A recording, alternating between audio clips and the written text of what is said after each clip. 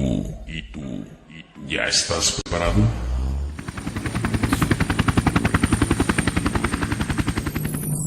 Bienvenidos.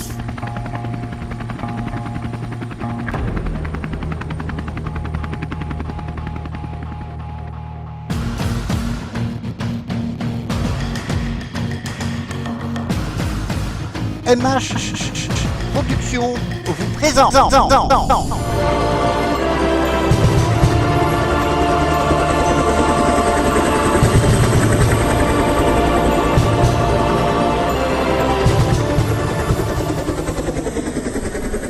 Bonjour, ici Expatrié Espagne et nous sommes à INAER avec le directeur de flotte Antonio Martinez.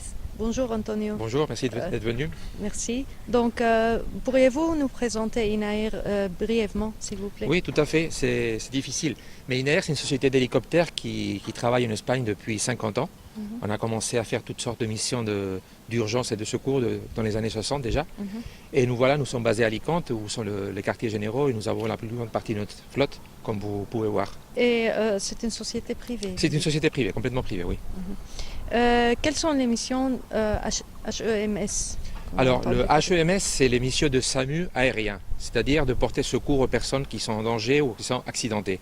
On approche l'ambulance avec un hélicoptère qui est complètement équipé de la personne qui en a besoin. Mahmoud Chamiel, combien de sorties de secours vous aurez depuis cet aéroport? À peu près une centaine par an. Une centaine par an? Oui. Ok. Et dans combien de pays se trouve INAER? Alors le groupe, au total, nous sommes dans 11 pays, dont 9 en Europe. Ok. Et la coordination entre ces pays, est-ce qu'il y a Non, c'est indépendant parce que chaque pays travaille à une société qui travaille dans le pays. Et donc on a une coordination au niveau groupe financier, légal, mais pas opérationnel. Et quel est votre objectif global? De prêter les meilleurs services possibles parce que tous nos services, c'est des services d'urgence, que ce soit le SAMU, que ce soit le sauvetage en mer, les feux de forêt. Donc notre but, c'est d'aider à la population et à la société à éviter ces problèmes. C'est seulement et uniquement un service de secours INAER ou il y a Il y a une petite partie de travail pour les plateformes pétrolières, mais comme en Espagne, il n'y a que 2 bases, c'est pas très important. Dans d'autres pays comme le Royaume-Uni ou la Norvège, il y a plus de bases pétrolières. Mais en Espagne, la plus grande partie, c'est des services de secours. Est-ce qu'il y a un service de maintenance ou... Bien sûr, vous avez pu voir nos hangars où nous fournissons toute la maintenance pour nos hélicoptères, les moteurs, les équipements, et nous sommes responsables de faire ça avec la plus grande qualité. Vous faites ça pour INAER seulement ou pour d'autres? On a aussi des clients qui sont même le gouvernement espagnol. On peut faire de la maintenance pour eux parce qu'on est agréé par les principaux constructeurs d'hélicoptères ou de pièces détachées. Et comment est-ce qu'on peut s'introduire? Donc, je suis un pilote et je veux travailler à INAER. Et vous déposez un CV, c'est très facile. Il y a le site web avec la partie RH et où on publie nos offres d'emploi. Sinon, on peut faire une candidature spontanée en déposant son CV. Est-ce qu'il y a une formation pour les pilotes qui viennent travailler? Alors, ils doivent être déjà pilotes. Et normalement, en fonction du besoin, on peut les former dans la mission qu'on doit faire. Parce que ce n'est pas la même chose voler pour les feux de forêt que voler pour un SAMU aérien, pour une ambulance. Donc nous, on va faire la formation de la mission, pas dans l'hélicoptère, pas dans le pilotage.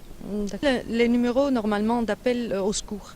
Alors en Espagne, comme toute l'Europe, c'est le 112. 112. S'il y a un problème, il faut téléphoner le 112. Oui. Et là, il va y avoir du personnel du gouvernement régional qui va répondre. Je crois que dans la communauté valencienne, c'est en 8 langues différentes. Donc en français, en anglais, en allemand, parce qu'on sait qu'il y a beaucoup de résidents étrangers.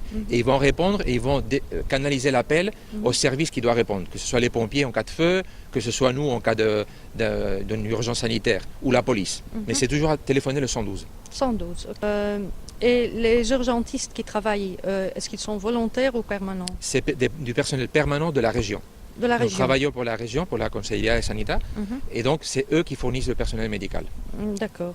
Et est-ce qu'il y a un centre spécial de coordination entre les différentes opérations?